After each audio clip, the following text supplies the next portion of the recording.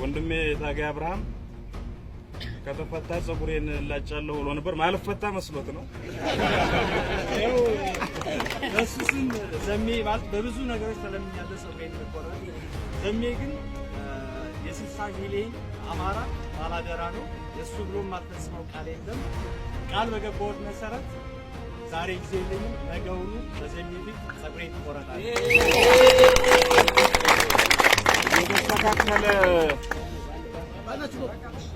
ሞጌ ሪፖርቱን ይዘልኝ ትመጣለህ በቪዲዮ ያለ እጅግ በጣም ማመሰግን አጠቃላይ የኢትዮጵያ ሕዝብ በተለይ የአማራ ሕዝብ በተለይ ለማለት እንኳን ይከብዳል። እንደኔ በህዝብ ለሚደገፍና በህዝብ ለሚከበር ሰው የሚገባኝ ሆኖ አይደለም። በተለይ ነገሌ ማለት ባይገባም በተለይ የባህር ዳር ልጆች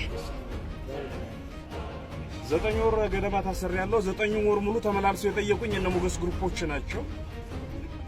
የባህር ዳር ልጆች እስር ቤት ያሉት ልጆች እንኳን ሳይቀሩ እስር ቤት ውስጥ አደጋ ይፈጠራል ብለው ካሰቡ ወይም ከመሰላቸው ወይም ከሸታታቸው እንደው ለጊዜ ማሳለፊያ የሚጫወቱትን ካርታ እንኳን አቁመው እኔን ይጠብቃሉ።